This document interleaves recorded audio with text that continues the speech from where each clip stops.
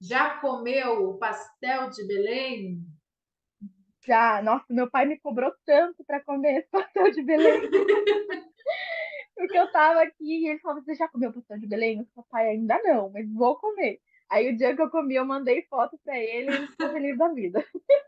Qual E é lugar muito aí? gostoso. Nossa, Qual lugar aí que você já visitou, já passeou, que você pode falar pra gente que foi muito bom, que você gostou?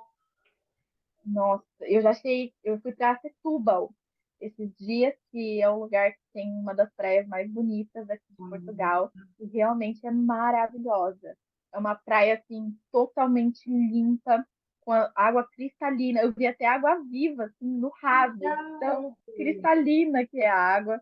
Eu achei encantadora a paisagem, muito maravilhosa. Muitas É fotos. perfeita. Muitas fotos, nossa, meu Instagram ali ficou recheado de fotos. Muito